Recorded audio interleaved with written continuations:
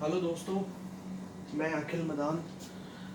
आज हम डिस्कस करने वाले हैं अकाउंटिंग प्रिंसिपल्स के बारे में। अकाउंटिंग प्रिंसिपल्स के बारे में क्या सा डिस्कस करना है।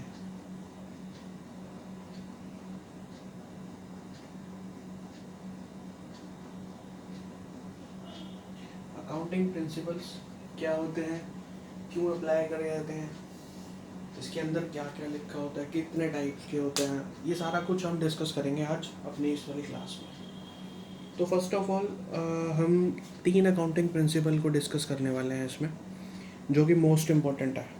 ठीक है, इसके बाद और जो अकाउंटिंग प्रिंसिपल होते हैं उसको हम फर्दर डिस्कस करेंगे, not in detail, but in तीनों को हम डिटेल में डिस्कस करने वाले हैं। 3 तरीके के अकाउंटिंग प्रिंसिपल होते हैं जो मोस्ट इम्पोर्टेंट होते हैं। ठीक है जी। पहला आता है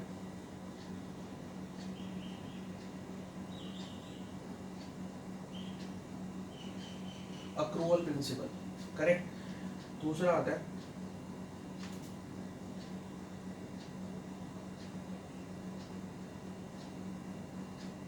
कंजर्वेटिज्म प्रिंसिपल,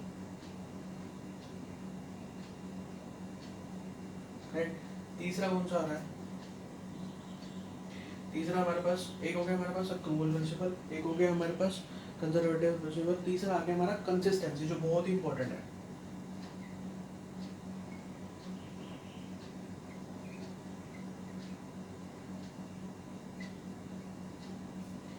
तो दोस्तों आज अभी हम इन तीनों के बारे में डिटेल में एग्जांपल्स के साथ साथ जो है हम समझने वाले हैं कि ये तीन क्या बोलते हैं। इनके बिना अकाउंटिंग अधूरी है भाइयों। अगर ये अप्लाई नहीं हुए तो आपकी अकाउंटिंग गलत है, आपकी अकाउंटिंग अधूरी है, आपकी अकाउंटिंग मान्य नहीं है।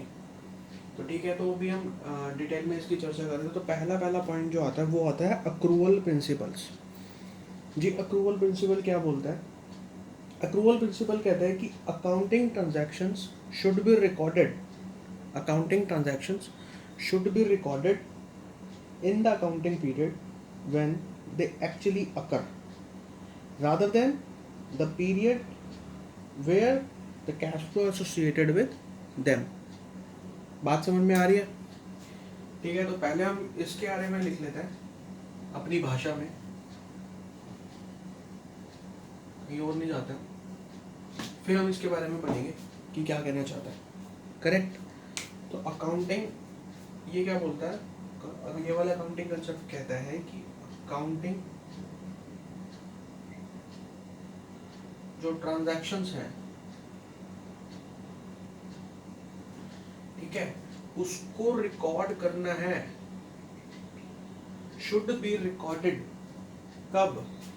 इन द पीरियड व्हेन दे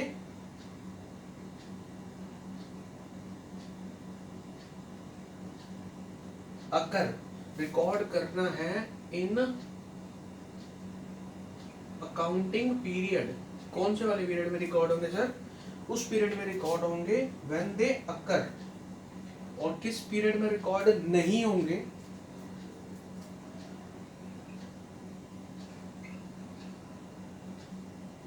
जो कैश फ्लोज हमारे वहां पर जिस पीरियड में हुआ है।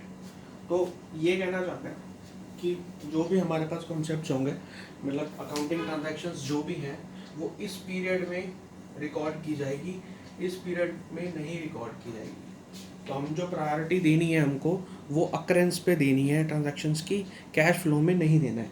कैश मैंने जब मर्जी पे किया हो, मुझे कोई मतलब नहीं है, पर मुझे ये देखना है कि वो ट्रांजैक्शन कौन से पीरियड से अकर, मतलब कौन से पीरियड से रिलेट कर रही है। पॉइंट क्लियर है? ठीक है, तो थोड़ा सा एक छोटा सा एग्जांपल ले लेते हैं इसके ऊपर, जिससे और क्लैरिटी आ जाएगी आपको। ठीक है,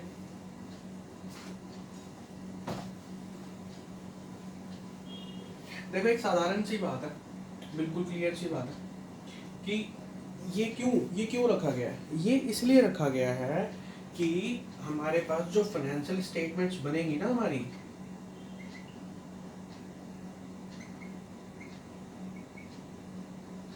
वो जो मैसेज दे वो ट्रू एंड फेयर दे। ट्रू एंड फेयर दे, जी हाँ। जो आप यहाँ पर अपना प्रॉफिट दिखाने वाले हो ना, जो आप यहाँ पर प्रॉफिट बुक करने वाले हो, वो क्लियर होना चाहिए। क्लियर होना चाहिए जी। हाँ, अब एक एग्जांपल बताऊंगा, आपको सेटिस्फाई हो जाओगे कि हाँ कि क्लैरिटी कैसे बन रही है और कैसे बननी चाहिए। ठीक है,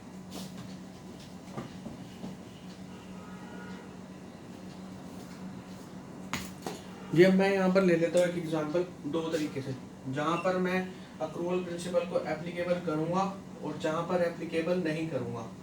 सर मेरे पास प्रॉफिट आया हुआ है, मान लो 50,000 रुपये। ठीक है जी, प्रॉफिट कितना आया हुआ जी?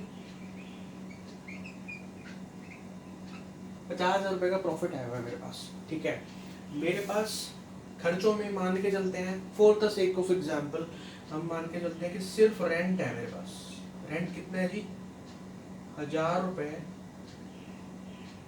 पर मंथ का रेंट है। ठीक है जी, ठीक है जी, रेंट 1,000 रुपये पर मंथ का। अब दो सिचुएशंस है मेरे पास, सिचुएशन 1 और सिचुएशन 2। सिचुएशन 1 में मैं एप्लीकेबल करूंगा तो मेरा कैसे प्रॉफिट शो होगा, सिचुएशन 2 में मैं एप्लीकेबल नहीं करूंगा तो मेरा कैसे प्रॉफिट शो होगा। सर अब मैंने क्या करा, मैंने 2020 में रेंट की पेमेंट कर दी जी, मैंने रेंट पे कर दिया 2 इयर्स का।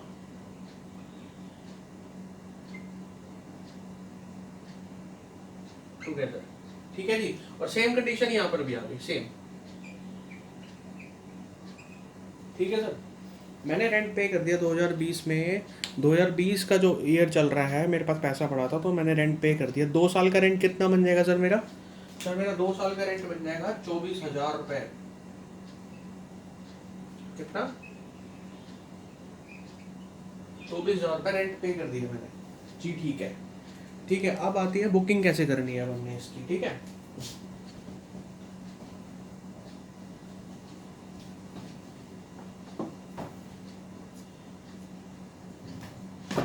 तो फिगर्स में दोबारा से ले लेता हूँ वही वाली सेम। तो कितना प्रॉफिट कितना था जी? प्रॉफिट था मेरा 50,000 रुपए। ठीक है, रेंट कितना था? 24,000 रुपए फॉर 2 इयर्स का पेमेंट कर दिया था, यानी 1,000 रुपए पर मंथ का रेंट था। बात सही है, सेम कंडीशन चल रही है। अगर मैं कॉन्सेप्ट दिखाता हूँ कि मैं अक्रूवल को एप्लीकेबल कर रहा हूँ, इफ अक्रूवल को हम फॉलो कर रहे हैं, इफ अक्रूवल को हम फॉलो कर रहे हैं तो हम अपनी स्टेटमेंट में क्या दिखाने वाले हैं? हम दिखाने वाले हैं प्रॉफिट लॉस स्टेटमेंट मेरी जो आ जाएगी, मैं उसमें दिखाऊंगा प्रॉफिट कितना कितना आ रहा जी? 50,000 माइनस रेंट। रेंट जी मैं यहाँ पर दिखा देता हूँ कितना, 24,000 की पेमेंट करी है, माइनस 12,000 रुपये का जो था वो प्रीपेड था। मेरा यहाँ पर नेट प्रॉफिट कितने लिखने लाएंगे जी? 38,000 रुपये। ठीक है, प्लस ये मेरा P&L अकाउंट है। मैं अपनी बैलेंस शीट में क्या कर दूंगा? बैलेंस शीट में असेट्स की साइड में जाकर प्रीपेड रेंट बना दूंगा मैं। कितने का जी? 12,000 रुपये का। कॉन्सेप्ट क्लियर है? अगर मान लो आपको प्रीपेड या आउटस्टैंडिंग के कॉन्सेप्ट क्लियर नहीं है तो मेरे पास दूसरी वीडियो मैंने डाल रखा है, उसके अंदर अकाउंटिंग का जो प्रीपेड और आउटस्टैंडिंग का जो भी होता है एडजस्टमेंट्स का, वो सारा डिटेल है, तो उसको एक बार आप गो थ्रू कर लेना, उसके बाद ही आपको इजीली समझ आ जाएगा। ठीक है, अक्रूवल में कहता है, अक्रूवल कहता है कि भाई तेरा जो रेंट था, ये 2020 की अकाउंटिंग कर रहा हूँ मैं, फॉर द ईयर 2020, ये फॉर द ईयर 2020 और ये as on 31 March 2020, whatever the last date is, because जैसे कि हम यूएस वगैरह कंट्रीज में फॉलो करते हैं तो हम दिसंबर फॉलो करते हैं, अपने इंडिया में मार्च फॉलो करते हैं। तो ठीक है, तो मैं ये कहना चाहता हूँ कि जो मेरा रेंट है ना, ये मेरे को ये डिस्क्लोज कर रहा है कि जो मेरा रेंट है ना वो 1 साल का, ये 1 साल का रेंट मेरा इतना है। ठीक है, और जो ये रेंट पेमेंट है इसमें से 12,000 रुपये जो है ना वो रिलेटेड है 2021 से।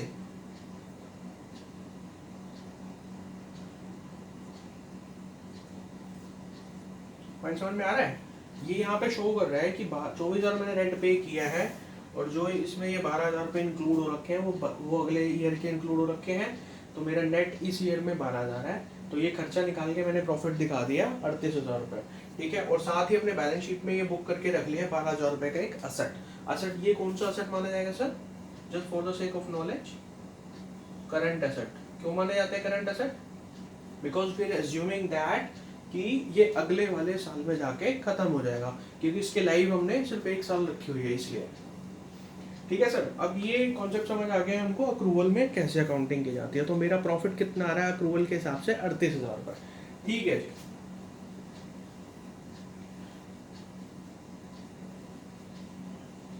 अक्रूवल के हिसाब से मेरा प्रॉफिट आ गया 38,000 रुपये, ठीक है। अब 2021 में कैसे बुकिंग होगी जी?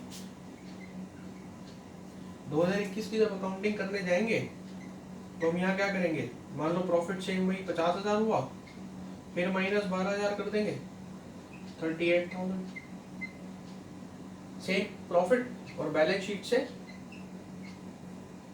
जो यहाँ पर असेट था हमारा क्या? प्रीपेड रेंट, ये खत्म हो जाएगा जी, ये खत्म हो जाएगा। और ये वाला यही वाला मान के चलो, ये वाला रेंट उठ के यहाँ पर दिखा दिया हमने कि ये पेमेंट हो गई है रेंट की।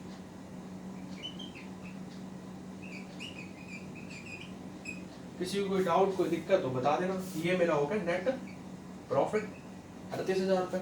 तो अब हमको क्या हुआ, जो फाइनेंशियल स्टेटमेंट्स को देखने वाले लोग हैं, जो जो हमारी कंपनी में मान लो इन्वेस्ट करेंगे, या जो भी यूज़र्स हो गए फाइनेंशियल स्टेटमेंट्स के, जैसे कि हमारे स्टेक होल्डर्स हो गए या आउटसाइडर्स हैं, लोन प्रोवाइडर्स हो गए, व्हाटएवर जिसको भी जरूरत है, तो वो उनको पता लग जाएगा 2020 में 38,000 रुपये प्रॉफिट था और 2021 में भी 38,000 रुपये प्रॉफिट है।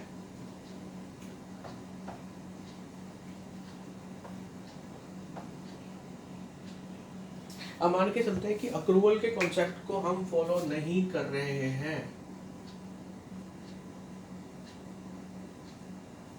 If we are not following accrual concept, तो उस केस में क्या होगा? उस केस में क्या होगा सर? ये रहा 2021, ये रहा 2020। प्रॉफिट्स कितने आए थे? ये प्रॉफिट्स आए थे मेरे पास 50,000 रुपये यहाँ आया था, ये 50,000 रुपये यहाँ आया था, 50 है, ठीक है। अच्छा जी, रेंट जी 24,000 रुपये पेमेंट कर दी थी। अच्छा जी, प्रॉफिट कितना आया जी? 46,000, ठीक है। अगले साल जी रेंट पे ही नहीं करा। अच्छा जी,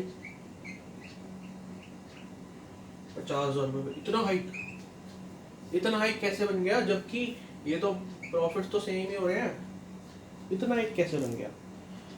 पहला गलत मैसेज क्या जा रहा है कि हमने 26 से सीधा ऑलमोस्ट डबल प्रॉफिट कर लिया, 50 कर लिया।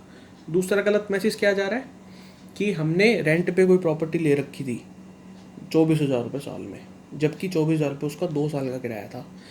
तीसरा गलत मैसेज क्या जा रहा है कि 2021 में हम देखेंगे ना, तो ऐसे लग रहा है कि वो प्रॉपर्टी रेंट की नहीं है, वो प्रॉपर्टी हमारी है, रेंट तो पे किया ही नहीं, ये वहाँ पर प्रॉपर्टी यूज़ कर ली। तो ऐसा लग रहा है कि जैसे मेरे असेट्स में पड़ी हुई है प्रॉपर्टी, जबकि मैंने रेंट पे ली है। तो पिछले जब हमने अक्रूवल का कॉन्सेप्ट पढ़ा था उसमें हमने 12,000 रुपये डिवाइड करके दिखा दिए थे, बट इसमें हमने क्या करा हुआ है, ये करा। तो ये जो अकाउंटिंग है ना सर, ये बिल्कुल सरासर गलत है। ये सरासर गलत अकाउंटिंग है, इसको मान्य नहीं है। ये कैश के बेसिस पे आप अकाउंटिंग नहीं कर सकते। हाँ, कई जगह माना गया है कि कैश के बेसिस पे जो छोटे दुकानदार होते हैं ना, जो मोहल्ला दुकानदारी करते हैं, वो ज़रूर कर सकता है अगर उन्हें करना है, क्योंकि उन्होंने कहीं शो नहीं करनी फाइनेंशियल स्टेटमेंट्स, उन्होंने सिर्फ अपने एक बही खाता बना के रखना है, एक अपने रिकॉर्ड के लिए रखना है, तो वो कैसे भी अकाउंटिंग कर ले, हमें को फ़र्क नहीं पड़ता। पर हमको बड़ी कंपनीज़ में जो भी एप्लीकेबल, जिनके ऊपर सारा कुछ होता है, ये कि ट्रू एंड फेयर होनी चाहिए, ऑडिटेड होनी चाहिए, और जो भी फाइनेंशियल स्टेटमेंट्स बनाने के लिए बाध्य हैं, तो उन्हें भाई साहब को अक्रूवल के बेस पे अकाउंटिंग करनी पड़ेगी। ठीक है जी, तो ये मेरा कॉन्सेप्ट था। ठीक है सर। अब अगला कॉन्सेप्ट अगर हम देखते हैं, अगला प्रिंसिपल बोलेंगे, कॉन्सेप्ट क्या बोलना, वैसे हम उसको मेथड भी बोल सकते हैं, अकाउंटिंग मेथड्स। ठीक है, तो सर अगला मेथड आता है मेरा कंजर्वेटिज्म।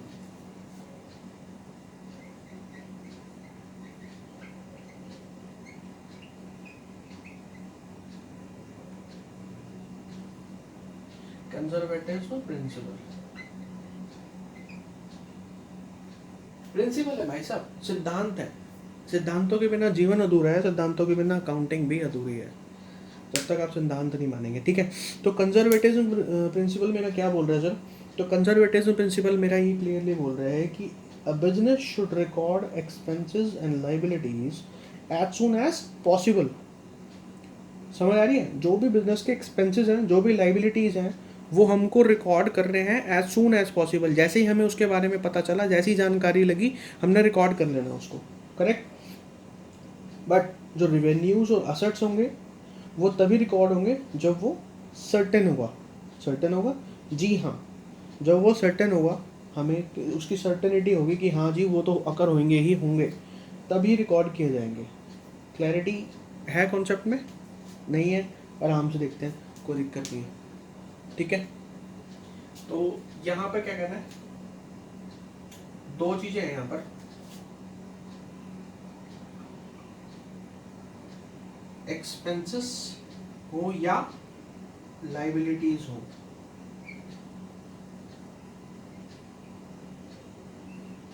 ठीक है, एक्सपेंसेस हो या लाइबिलिटीज हो, कब रिकॉर्ड की जाएंगी?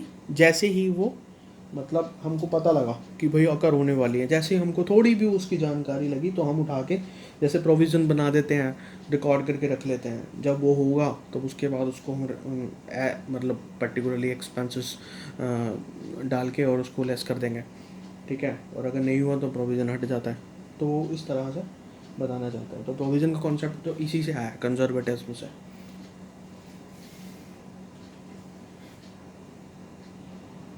ये था एक्सपेंसेस हो गए, और ये होगा हमारा रेवेन्यू हो या फिर असेट्स हो। वैसे मेरी राइटिंग थोड़ी गंदी है, थोड़ा सा कोऑपरेट कर लेना, माफ़ी चाहता हूँ। क्या कहते हैं, ऐसे ही हो गया, क्या करें, लिखा ही नहीं जाता। तो एक्सपेंसेस और लाइबिलिटीज़ को हम जो रिकॉर्ड करने वाले होते हैं वो एज सून एज पॉसिबल,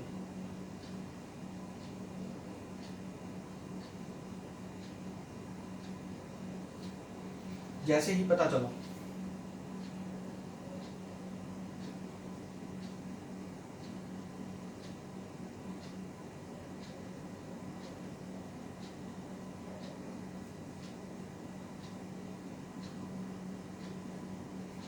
ठीक है सर, जैसे ही कुछ पता चले रिकॉर्ड कर लो। ये वाला कब करेंगे, इसको रिकॉर्ड हम कब करेंगे? इसको रिकॉर्ड करेंगे only if certain, only if certain to occur, जब हमें सर्टेनिटी हो कि हाँ ज़रूर हमें वो मिलेगा अमाउंट, तभी करेंगे। ठीक है, क्लियर है? ठीक है सर, क्लियर है तो बहुत अच्छी बात है। तो अगला कॉन्सेप्ट हम करते हैं कंसिस्टेंसी प्रिंसिपल का।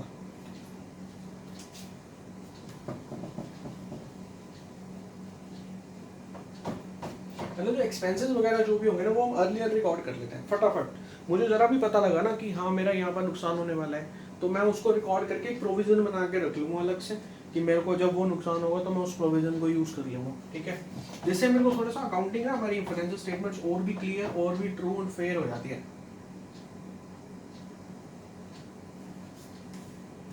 ठीक है सर, तो अगला एक हमने प्रिंसिपल और पढ़ना है कंसिस्टेंसी का।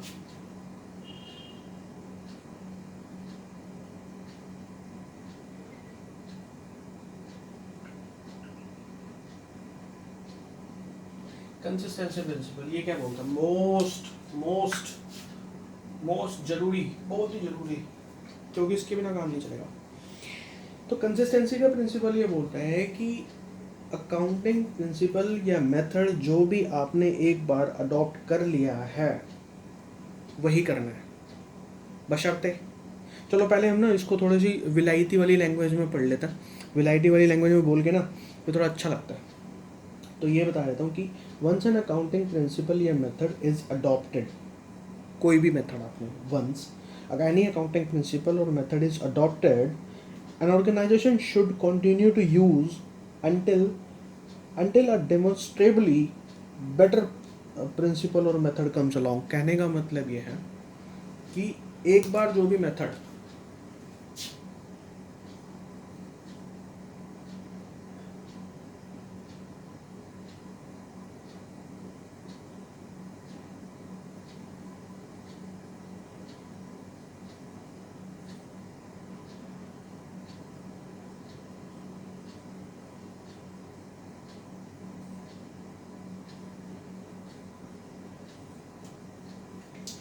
एक बार मेथड जो आपने अडॉप्ट कर लिया ना सर, वो आपको फिर वो आगे कंटिन्यूसली फ्यूचर तक वही सेम अडॉप्ट करके चलना है कंसिस्टेंटली, ठीक है। अनटिल अनलेस या तो बहुत एक ज़रूरी रिक्वायरमेंट आ जाए, कोई लीगल रिक्वायरमेंट आ जाए कि हाँ आप ये चेंज कर सकते हो, या फिर एक बहुत ही जैसे बोलते हैं ना डोमेस्टिवली बेटर प्रिंसिपल कुछ ऐसा दिख जाए आपको कि यार कि बहुत ही कोई अच्छा सा प्रिंसिपल, कोई दूसरा अच्छा सा प्रिंसिपल दिख गया जहाँ पर और भी क्लैरिटी बन रही है, तो फिर आप कहोगे कि यार चल ठीक है अब चेंज कर लेते हैं। जैसे कि मान के चलो डेप्रिसिएशन का SLM मेथड यूज़ कर रहे हो आप, यूज़ करते जा रहे हो कंटिन्यूसली करते जा रहे हो, फिर एक जगह से सजेशन आई कि भैया WDV यूज़ कर लो, समझते हैं ना, WDV, ये हो गया हमारा स्ट्रेट लाइन मेथड, ये हो गया हमारा रिटर्न डाउन वैल्यू मेथड, ठीक है, जो कि एक परसेंटेज मेथड भी बोलते हैं इसको इस तरह से, ठीक है, इसमें स्ट्रेट लाइन यूज़ होता है। तो अगर आप ये करते आ रहे हो यूज़, उसके बाद आपको पता लगता है कि नहीं यार WDV यूज़ करूँगा ना तो मेरे को और क्लैरिटी आएगी चीज़ों की, और जो मेरे स्क्रैप वैल्यू बचने वाली है या फिर मेरे एसेट्स पे जो मैं डेप्रिसिएशन कैलकुलेट कर रहा हूँ उसका बहुत ही अच्छा इंपैक्ट आने वाला है और भी क्लैरिटी बनेगी, तो ठीक है, तो फिर आप यहाँ पर चेंज कर सकते हो, कोई प्रॉब्लम नहीं है। पर ऐसा नहीं है कि तुम ऐसा मेथड यूज़ कर लो जिससे तुम्हारा प्रॉफिट बढ़ जाए ना, गवर्नमेंट अलाउ नहीं करेगी भाई साहब, ये आपका जो ये प्रिंसिपल है ना कंसिस्टेंसी का, ये अलाउ नहीं करेगा आपको, ठीक है। Not following the consistency principle means that a business could continually jump between different accounting treatments of its transactions that makes its long-term financials results extremely difficult to discern। बात समझ में आ रही है सर? तो बस ये 3 मेथड हमारे पास ऐसे थे, मोस्ट इंपॉर्टेंट मेथड बोलते हैं जिनको हम, ठीक है। इसके बाद अगले और भी मेथड्स जो आएंगे उसको हम डिस्कस करने वाले हैं नेक्स्ट वाले का, तो अगर आप कहो तो मैं इसको मिटा दूँ फटाफट और अगले मेथड को हम यूज़ करना स्टार्ट कर देते हैं, ठीक है। इनको बड़े इजीली याद कर सकते हैं, अक्रूवल हो गया आपका, कंसिस्टेंसी हो गया, कंजर्वेटिज्म हो गया। कंजर्वेटिज्म को ना हम प्रूडेंस के नाम से भी एक बार बुला लेते हैं, थोड़ा प्यार का नाम दे रखा है, घर का नाम प्रूडेंस, बाहर का नाम क्या है कंजर्वेटिज्म। जैसे होता नहीं है कि घर का नाम हो गया जी आशु, बाहर का नाम है जी आयुष, ठीक है, तो कंजर्वेटिज्म का घर का नाम क्या है जी प्रूडेंस, ओके। तो अगला जो प्रिंसिपल आने वाला है ना हमारा 4th नंबर का, वो आने वाला है कॉस्ट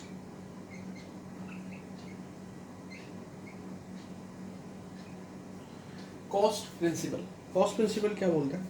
तो कॉस्ट प्रिंसिपल हमारा कहता है कि जो ये बिजनेस जो है ना हमारा, वो जो अपने असेट्स को, अपने लाइबिलिटीज़ को और अपने इक्विटी इन्वेस्टमेंट्स को उसकी ओरिजिनल जो वैल्यू थी परचेज कॉस्ट उस पर रिकॉर्ड करेगा,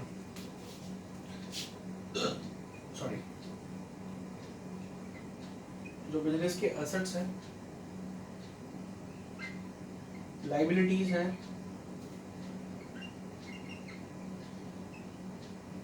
और इक्विटी इन्वेस्टमेंट्स वगैरह ये सब है, जो दूसरे के शेयर खरीद के रख लेते हैं हम लोग, तो उसको हम इक्विटी इन्वेस्टमेंट्स बोलते हैं, ठीक है। तो वो ये बोल रहे हैं कि ये इन सबको ना, इन सबको आप जो रिकॉर्ड करेंगे कहाँ पर, बैलेंस शीट में, इसको आप अपनी ओरिजिनल कॉस्ट पे,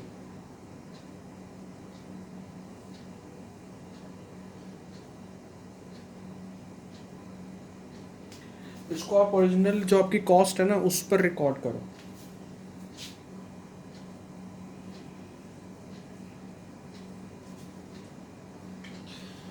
आपकी एक जानकारी के लिए बता दूं कि अभी जो है ना ये लेस वैलिड है,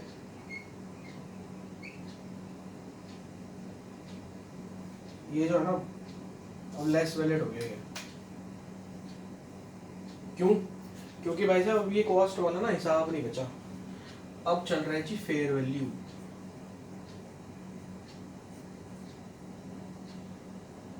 जब से ये फेयर वैल्यू कॉन्सेप्ट फॉलो होने लग गए ना, ये कॉस्ट वाला बहुत अब मतलब लेस वैलिड बोलते हैं उसको, कि अब यूज़ बहुत कम जगह पे किया जाता है। और क्लैरिटी जैसे आपको बताया था ना कि कंसिस्टेंसी वाला प्रिंसिपल, कि इससे ज़्यादा अच्छी चीज़ नहीं आ रही थी, इससे ज़्यादा अच्छी चीज़ निकल के आ रही थी, तो वो वाला हिसाब हो रहा है। फेयर वैल्यू पता क्या होती है?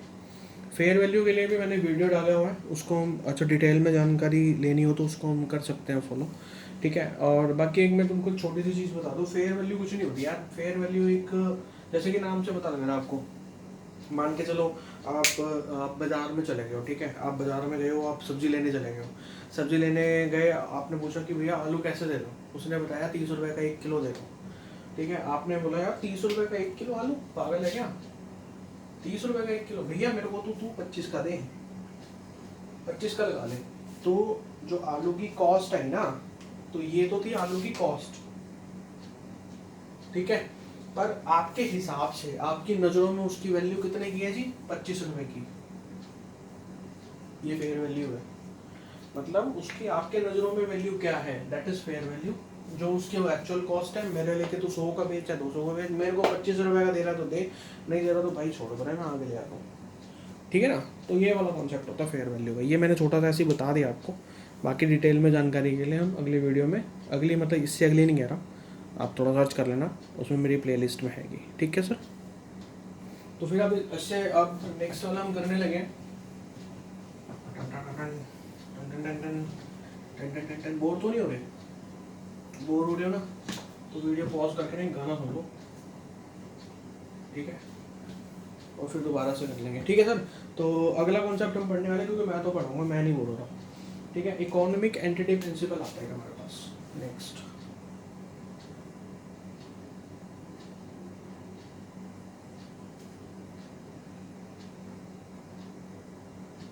तुमने एक चीज नोटिस करी है, मेरी राइटिंग सुधरती जा रही है धीरे धीरे,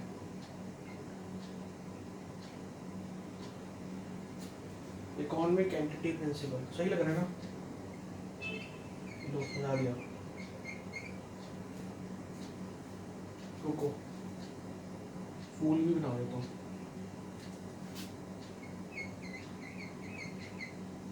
अच्छा लग रहा है ना, क्या कह रहे हो, कलरिंग भी कर दूँ रेड से, नहीं नहीं इतना समय नहीं है भाई, ठीक है जी। तो इकोनॉमिक एंटिटी प्रिंसिपल के बारे में पढ़ लेते हैं हम थोड़ा सा, क्या बोलता है ये कॉन्सेप्ट, कहता है कि जो ट्रांजैक्शंस हैं, the transactions of a business should be kept separate from those of its owners and other businesses, ठीक है, क्यों जी, this prevents intermingling of assets and liabilities among multiple entities. Concept विलायती बाबू वाली भाषा में तो ठीक है, समझ आ गया, अब आ जाओ अपनी लोकल हिंदी वाली, ठीक है जी। तो इसमें क्या कहता है इकोनॉमिक एंटिटी कंसेप्ट, जो कंपनी है ना,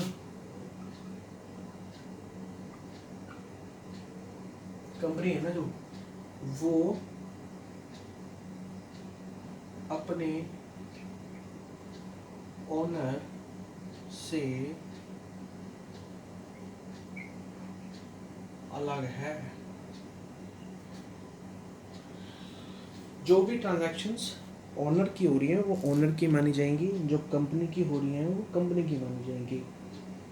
तो जो ट्रांजैक्शन है वो दोनों सेपरेट है, सेपरेट है मतलब फॉर एग्जांपल एक मिनट इसको मैं डालता हूँ, जगह चीज में बहुत बड़ी चीज है। फॉर एग्जांपल क्या होता है, मान लो मैं ही हूँ, ठीक है, अखिल, तो मिस्टर अखिल है, इन्होंने क्या करा, एक कंपनी बनाई AM लिमिटेड के नाम से, ठीक है, मिस्टर अखिल ने कंपनी बनाई AM लिमिटेड के नाम से, और ठीक है, कंपनी के ऑनर है, ठीक है सर, मेरी आंख में लग गया, कोई बात नहीं। तो सर उसके बाद क्या होता है, तो जो भी अखिल के खर्चे हैं वो कंपनी में नहीं जाएंगे, जो कंपनी के खर्चे हैं वो अखिल के नहीं माने जाएंगे, जो भी ट्रांजैक्शंस हो रही हैं वो अपनी अलग अलग हो रही हैं। फॉर एग्जांपल अखिल ने बाय किया है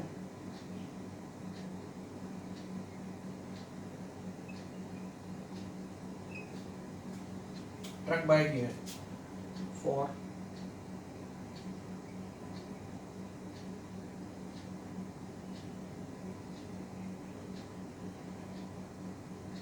10 पर्पस, बिजनेस के गुड्स को, AM लिमिटेड के गुड्स को इधर उधर ट्रांसफर करने के लिए, या ट्रक का यूज होता है वहाँ पर, अपने गुड्स को सप्लाई करने के लिए ट्रक का यूज होता है, तो उन्होंने एक ट्रक बाय किया AM लिमिटेड के नाम से, अखिल मजान लिमिटेड के नाम से। तो ये जो ट्रक है ना, ये जो असेट है हमारा, इसकी जगह कुछ भी हो सकता है, कोई भी एसेट ले सकता है, वो हमारा एएम लिमिटेड की बैलेंस शीट में शो होगा। जो खर्चे किए जाएंगे एएम लिमिटेड की बैलेंस शीट से निकलेंगे। और वहीं पर अगर दूसरी जगह पे मैं, ये तो हो गया मेरा एक एग्जांपल, ये हो गया मेरा दूसरा एग्जांपल। अगर मैं लेता हूँ, जगह थोड़ी कम पड़ रही है इसलिए मैं इसको मिटा रहा हूँ। दूसरा एग्जांपल में मान लेता हूँ मैंने, अखिल ने एक बाय करी है बाइक और कार, किसके लिए? फॉर पर्सनल,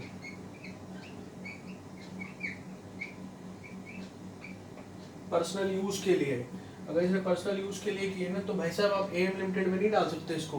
कहीं अकेले ये सोचे कि भैया खर्चा होगा, मैं तो एएम लिमिटेड में डाल देता हूँ, या फिर ये सोचे कि भैया मैं एक काम करता हूँ बैलेंस शीट में डाल देता हूँ, फिर क्या करूँगा, डेप्रिसिएशन कैलकुलेट कर लूँगा, फिर मेरे डेप्रिसिएशन से ना वो प्रॉफिट कम हो जाएगा मेरा, तो मेरे को ना टैक्स कम देना पड़ेगा, तो मैं ना एक काम करता हूँ एएम लिमिटेड में डालता हूँ। नहीं भाई साहब, आपने ये पर्सनल यूज के लिए किया है, तो पर्सनल यूज के लिए है ना, तो ये आपकी अपनी बैलेंस शीट में जाए तो जाए, एएम लिमिटेड में जाने नहीं देंगे हम। This is called economic entity principle. दोनों चीजें अलग अलग, ठीक है सर। और जो ये जो ट्रक बाय किया है वो एएम लिमिटेड के नाम से किया है, दैट इज वैलिड, कर लो रिकॉर्ड। और अगर आप ये कहो कि पर्सनल यूज की यहाँ करोगे, मैं नहीं करने दूंगा, ये यहाँ करने तो यहाँ कर लो, ठीक है सर। तो ये बहुत प्यारा सा, बहुत सुंदर सा कॉन्सेप्ट था, जो बड़े बड़ी चीज़ें हिला के रख देता है छोटा सा कॉन्सेप्ट पर बहुत बहुत चीज़ें हिला के रख देता है, ठीक है सर। तो ये था हमारा इकोनॉमिक एंटिटी प्रिंसिपल।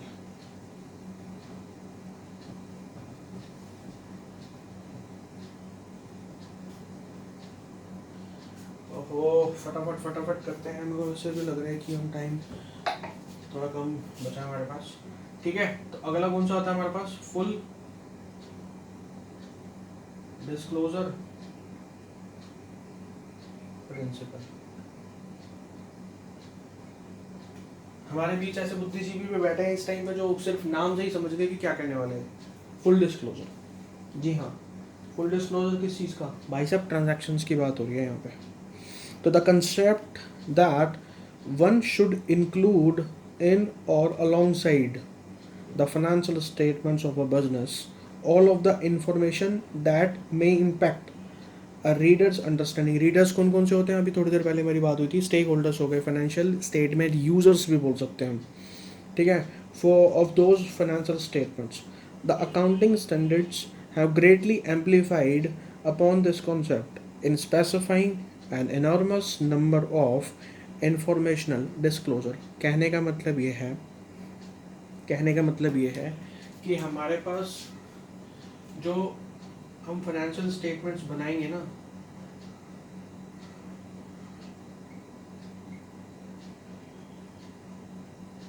इसमें जो ट्रांजैक्शंस रिकॉर्ड करेंगे,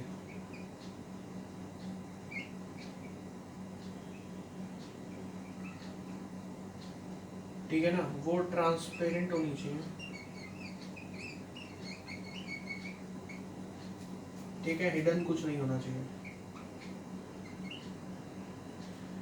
कहने का मतलब है कि जो फाइनेंशियल स्टेटमेंट्स के मेरे जो यूजर्स होंगे ना, उनको सारी अंडरस्टैंडिंग क्लियर होनी चाहिए। कुछ ऐसा चीज ना हो, कुछ ऐसी चीज ना हो विच में मटेरियली इम्पैक्ट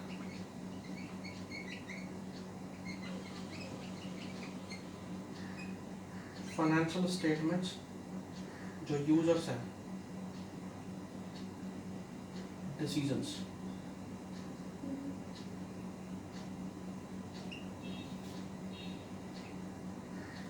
ठीक है सर। तो मेन बात यह है कि सारा कुछ फुल्ली डिस्क्लोज करोगे आप, और कुछ भी ऐसा ना हो कि जिससे जो मटेरियल इम्पैक्ट करे फाइनेंशियल, जो हमारे स्टेटमेंट्स के यूजर्स हैं, रीडर्स हैं, उनके किसको? डिसीजंस को।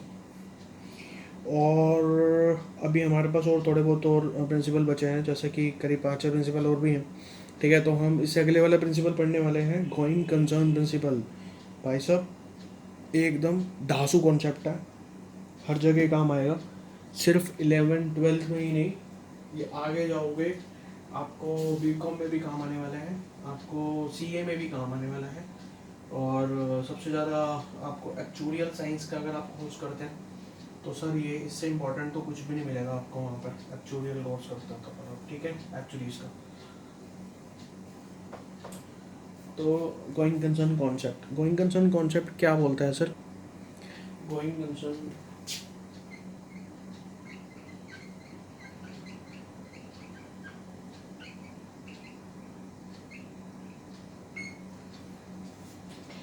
गोइंग कंसर्न प्रिंसिपल ये बोलता है कि it is assumed that the business will continue, will remain in operation for the foreseeable future. लिख देता हूँ, कुछ एक इम्पॉर्टेंट वर्ड का यूज़ करने वाला हूँ, इसीलिए प्रॉपरली लिख रहा हूँ और आप गौर से ध्यान से समझना है इस चीज़ को कि it is assumed that business will remain in operation for, समझ आ रही है? फॉर के बाद मैं रुक गया हूँ, थोड़ा ध्यान देना है। For foreseeable future. अच्छा जी, फोरसीएबल फ्यूचर क्या होता है जी? फोरसीएबल फ्यूचर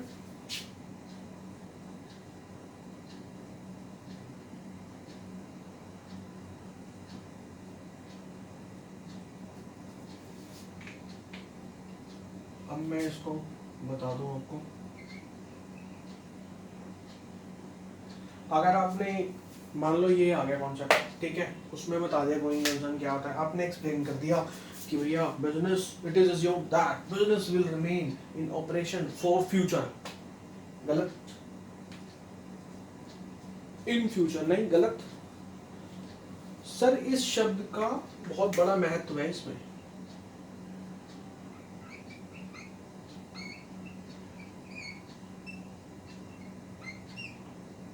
नियर फ्यूचर, जो दिख रहा है, जो हम देख पा रहे हैं उस फ्यूचर में, ठीक है। तो इसमें क्या होगा, इससे क्या फ़ायदा होने वाला है? इससे ये फ़ायदा होने वाला है कि हम जो भी अकाउंटिंग करते हैं वो एक नियर बाय फ्यूचर को ध्यान में रखते हुए करते हैं। फ्यूचर अपना नहीं सर, फ्यूचर एंटिटी का, एंटिटी के फ्यूचर को ध्यान में रखते हुए करते हैं कि हमारी एंटिटी इतने टाइम के लिए आगे चलेगी।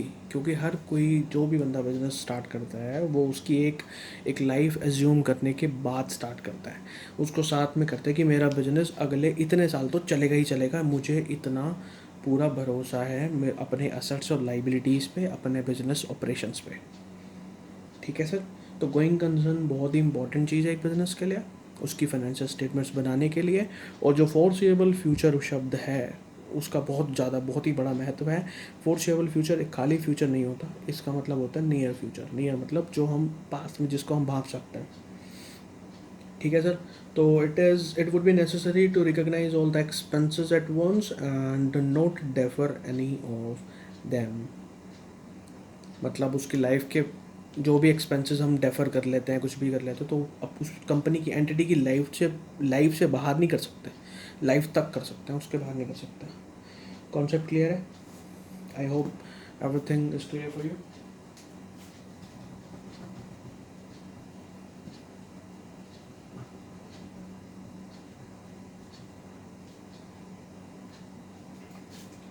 अगला कॉन्सेप्ट आता है भाई साहब,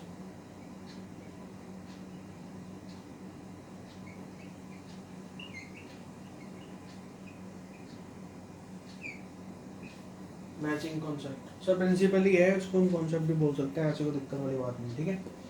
मैचिंग प्रिंसिपल क्या बोल रहा है कि when revenue is recorded, all related expenses should be recorded at the same time. समझ में आ रही है? हम्म। As जैसे inventory is charged to the cost of goods sold at the time that revenue is recorded from the sale of those in inventories items। मतलब clear सी बात तो ये है, ये कहना चाह रहे हैं कि रिलेटेड सारे एक्सपेंसेस भी रिकॉर्ड करोगे। कैसे?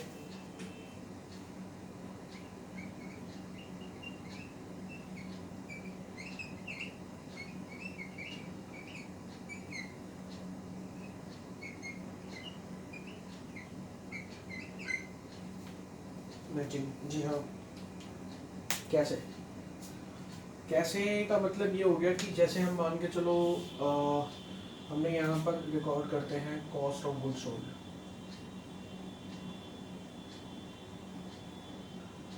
करते हैं इसी में प्रॉफिट, यार ये परचेज के अंदर इंक्लूडेड होता है।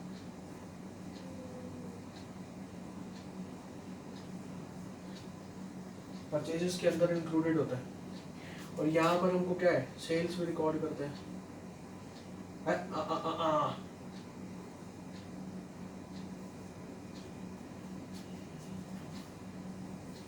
ठीक है, ऐसे इसी प्रकार से वो डेप्रिसिएशन के रिकॉर्ड करते हैं। जो हम क्यों करते हैं, डेप्रिसिएशन को रिकॉर्ड क्यों करते हैं? कभी सोचा है? कभी सोचा है कि हम डेप्रिसिएशन को रिकॉर्ड करते रहते हैं कॉस्ट में, क्यों डालते हैं प्रॉफिट्स में, मतलब एज एन एक्सपेंस क्यों रिकॉर्ड करते हैं? मैचिंग कॉन्सेप्ट बहुत बड़ा इसका हाथ है इसमें। क्यों आता है? मैंने एसेट खरीदा हुआ है, मान के चलो, एक सेकंड मैं इसको थोड़ी जगह खाली कर लूँ।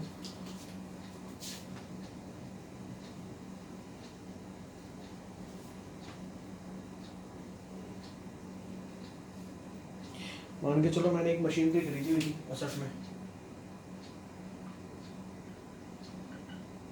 मशीनरी खरीदी हुई थी 1 लाख रुपए की, ठीक है। डेप्रिसिएशन में उस पर लगा रहा था 10% एवरी ईयर, ठीक है। अब क्या होता है, ठीक है, अब एवरी ईयर मैं P&L के अंदर, प्रॉफिट एंड लॉस अकाउंट के अंदर डेप्रिसिएशन अमाउंट डालता हूँ 10,000 रुपये। वो क्यों डालता हूँ? मैं ये कहता हूँ कि मेरे पास जो मैंने इस मशीनरी का यूज़ करने के बाद, कुछ गुड प्रोड्यूस किए होंगे, ठीक है, उनको फिर सेल किया होगा, उनकी सेल के बाद रेवेन्यू आई होगी, ठीक है सर, उसकी रेवेन्यू से मेरे को प्रॉफिट आया होगा। जब मैंने रिकॉर्ड कर लिया रेवेन्यू, तो इसकी कॉस्ट भी तो रिकॉर्ड करना जरूरी है। डेप्रिसिएशन क्या है? डेप्रिसिएशन इसकी कॉस्ट का पार्ट ही तो है भाई। 1 लाख में से 10,000 रुपये, 1 लाख रुपए टोटल कॉस्ट में से 10,000 रुपये कॉस्ट एज्यूम कर रहा हूँ मैं इस साल में। कॉन्सेप्ट समझ में आ रहा है भाई? 10% का है ये, ठीक है। तो हर साल 10% लगता रहेगा। जैसे मान लो स्ट्रेट लाइन है मेरे ये, ठीक है, और 10% का 10,000 रुपये मैं हर बार लगा रहा हूँ, हर साल। तो ये 10 साल में जाके खत्म हो जाएगा। तो मैं अल्टीमेटली इस 1 लाख को ही तो घटा के जीरो कर रहा हूँ। 1 लाख को हर साल 10,000 रुपये से घटाता हूँ, 10 साल में जाके 1 लाख खत्म हो जाएगा। तो यही मैं कहना चाह रहा हूँ कि जब मैंने रेवेन्यू इससे रिकॉर्ड कर ली ना, तो मैंने इसकी कॉस्ट भी तो रिकॉर्ड करनी है। ये पैसिव कॉन्सेप्ट है, ये बहुत डीप कॉन्सेप्ट है, समझ आएगा? जरूर आएगा। दोबारा सुनना मैंने क्या बोला है। 1 लाख रुपए जो कॉस्ट है ना, 1 लाख रुपए कॉस्ट, वो है 10 साल की कॉस्ट। मशीनरी की लाइफ 10 साल है, ये नहीं, मशीनरी की लाइफ 10 साल है। तो 1 लाख रुपए जो कॉस्ट है वो 10 साल की कॉस्ट है। अब भाई साहब 10 साल की, तो मैं इस साल कितना यूज हुआ, इस साल मेरा मान लो 10,000 रुपये का यूज हुआ, इसीलिए मैं रिकॉर्ड कर रहा हूँ एक्सपेंस में 10,000 रुपये, और रेवेन्यू में तो ऑलरेडी आ ही गया उससे जो भी जनरेट किया हुआ मैंने। इसीलिए बोला जाता है कि डेप्रिसिएशन को रिकॉर्ड क्यों करते हैं, ये बहुत बड़ा रीज़न होता है इसको रिकॉर्ड करने का। ये दो कॉन्सेप्ट आपको इकट्ठे समझा दिया मैंने।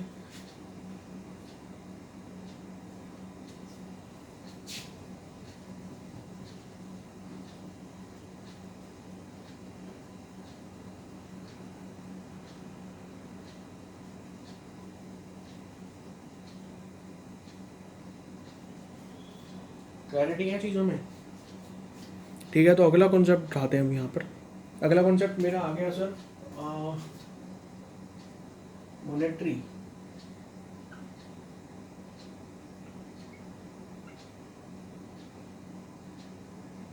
मॉनेटरी यूनिट प्रिंसिपल क्या बोलता है? मॉनेटरी यूनिट प्रिंसिपल कहता है कि जो ट्रांजैक्शंस रिकॉर्ड, वही ट्रांजैक्शंस रिकॉर्ड होंगी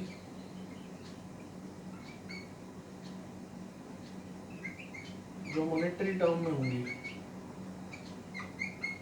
मतलब जिसको करेंसी के यूनिट्स में नापा जा सकता होगा। कहने का मतलब समझ रहे हैं मेरी बात, कि कोई भी जो मॉनेटरी टर्म्स में जिसको हम नाप सकते हैं, सिर्फ वही ट्रांजैक्शंस जो होंगी हमारे रिकॉर्ड की जाएंगी। बट कोई अगर मान लो कोई चीज़ है जो जिसकी कोई वैल्यू ही नहीं लगा सकते हम, जैसे कि क्वालिटी कंट्रोल हो गया, सिस्टम हो गया, अब उसकी क्या वैल्यू लगाऊँ मैं? भाई मेरी कोई मैंने कोई मान लो कुछ असेट परचेज़ किया है, कुछ भी मान लो फिक्स्ड असेट्स परचेज़ किया है, तो उसका ये तो स्पेसिफिक प्राइस होगा तो मैं लिख दूंगा कि ठीक है इतने का असेट परचेज़ किया, पर उसकी क्वालिटी को मैं चेक कर रहा हूँ साथ साथ, तो उसकी तो कोई कॉस्ट नहीं है ना यार। तो वो क्या क्या रिकॉर्ड करूँ, किस नाम से रिकॉर्ड करूँ? तो मैं नहीं कर सकता हूँ। तो इसलिए ये बोलते हैं कि जो मॉनेटरी यूनिट प्रिंसिपल बोलता है कि जो मॉनेटरी जो भी ट्रांजैक्शंस होती है that can be stated in the terms of unit of currency, जो किसी करेंसी की यूनिट में नापे जा सकते हो, जिनको क्लासीफाई किया जा सकता हो, सिर्फ वही वाले जो हैं रिकॉर्ड किए जाएंगे इसमें। ठीक है सर, अगला जो कॉन्सेप्ट आने वाला है हमारे पास, ये छोटे छोटे कॉन्सेप्ट हैं, ये सिर्फ ध्यान में रखते हैं आपने हल्के हल्के, जो इम्पोर्टेंट थे वो पहले हो चुके हैं। ठीक है सर, अब आता है हमारे पास रिलायबिलिटी का कॉन्सेप्ट।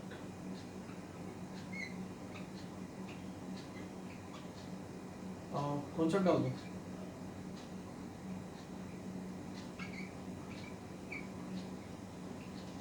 रिलायबिलिटी शब्द से ही समझ पा सकते हो आप, विश्वसनीय।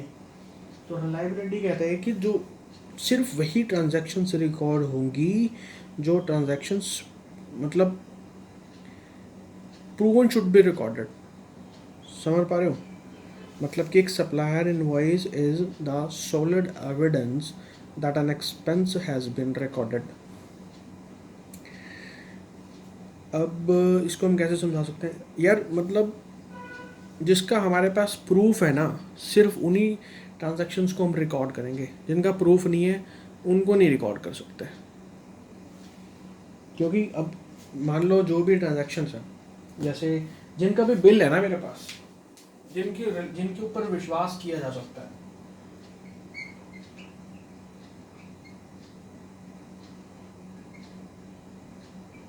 विश्वसनीय ट्रांजैक्शंस, जिनका मेरे पास वाउचर्स है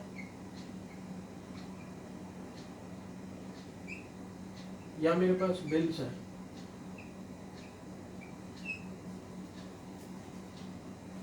ठीक है, कोई भी एक्सपेंस है, जिनके वाउचर्स या बिल है मेरे पास, सिर्फ उनको रिकॉर्ड करूंगा मैं। तो ऐसी कोई भी transaction, not only expense, I am talking about transactions.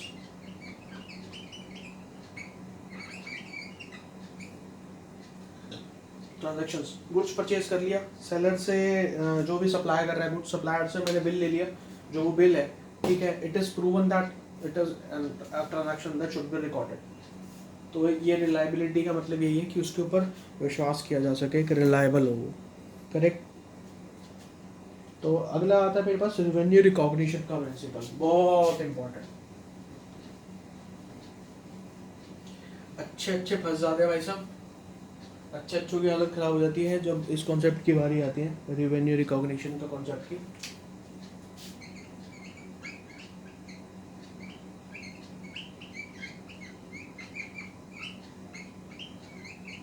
इसके ऊपर एक प्रॉपर पूरा अकाउंटिंग स्टैंडर्ड 9 बना दिया था।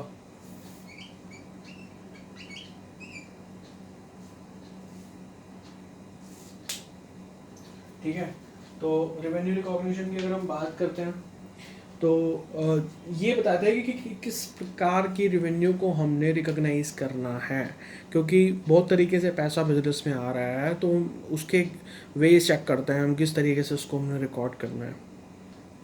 तो इस कॉन्सेप्ट को अगर आप ये सोचो कि हम छोटे से उसमें कवर कर लेंगे, तो जी नहीं कर सकते, बहुत बड़ा कॉन्सेप्ट है, पूरा कवर नहीं कर सकते हैं छोटी सी क्लास में। हाँ हाँ, इसमें हम एक काम कर सकते हैं, हम इसको एक थॉरली समझ सकते हैं कि किस प्रकार की ट्रांजैक्शंस रिकॉर्ड की जाएंगी। तो सीधी सीधी बात यह है कि revenue should only be recognised when a business has substantially completed the earning process. बात समझ में आ रही है? रेवेन्यू तभी रिकॉग्नाइज की जाएगी जब उसकी जो अर्निंग प्रोसेस है वो कंप्लीट हो गई हो। अब इसको समझने के लिए ना हमको एक अलग से क्लास लेंगे, ठीक है, उसमें हम अकाउंटिंग स्टैंडर्ड या फिर IFRS, उन दोनों के तरीके से अच्छे से समझाएंगे, ज़्यादा बेटर रहेगा। एक थॉरली आपको समझ आ गया कि इस तरह का एक प्रिंसिपल होता है, तो वो आप अपने जहन में डाल लीजिए। और बहुत ही शॉर्टली मैं जो है इसके ऊपर एक पूरी क्लास लूँगा रेवेन्यू रिकॉग्निशन के ऊपर, तो उसके बाद हमें पता लगेगा कि हम किस प्रकार से रिवेन्यू को रिकॉग्नाइज करते हैं, किस प्रकार की रिवेन्यू को रिकॉग्नाइज करते हैं एक्चुअली। ठीक है, तो अगला प्रिंसिपल देख लेते हैं एक बार।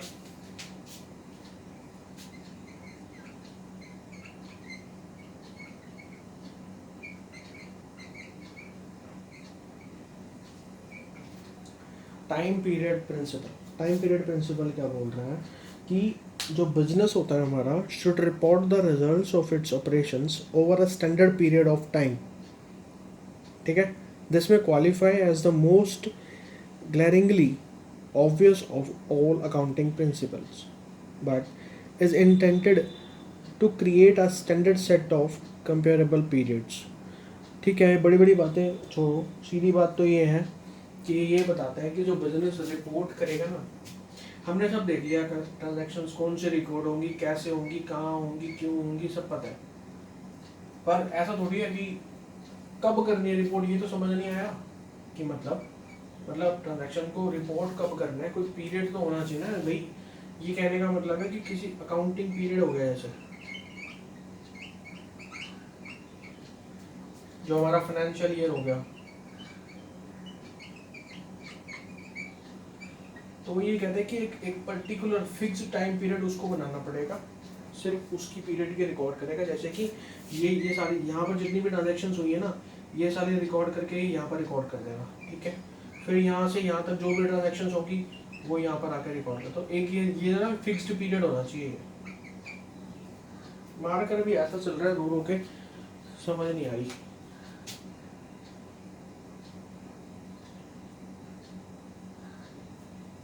ये सही चल रहा है, ठीक है जी, क्लियर है ये चीज टाइम पीरियड की। तो इसी के साथ हमारा ये आज का टॉपिक समाप्त होता है।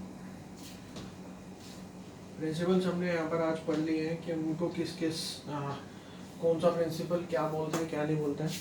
ठीक है सर, तो अब अगली क्लास में डालने वाला हूँ। तो अगला मैं कोशिश करता हूँ कि पहले मैं एक रेवेन्यू रिकॉग्निशन के कॉन्सेप्ट के ऊपर एक पूरी एक क्लास डाल देता हूँ, जिससे बहुत हेल्प मिलेगी। और ये बहुत डीप और बहुत ही वास्ट है, ठीक है, और हर जगह पे काम आने वाला है। तो इट्स बेटर कि हम उसको एक अच्छे से पढ़ेंगे, अलग से पढ़ेंगे। तो ध्यान देना, अगली वीडियो आएगी, मैं लिंक शेयर कर दूँगा, उसके साथ हम डाल के रेवेन्यू रिकॉग्निशन को कंप्लीट कर लेंगे। उसके साथ हमारे सारे प्रिंसिपल कंप्लीट हो चुके हैं। किसी को कोई डाउट हो, कुछ हो, डायरेक्टली मेरी मेल आईडी पे मेल कर सकते हैं, नीचे कमेंट डाल सकते हैं, तो हम क्लियर कर लेंगे उस चीज़ को। ठीक है, I will reply to all. Okay जी, धन्यवाद, thank you very much. Vande Mataram, जय हिंद, जय भारत, बाय बाय।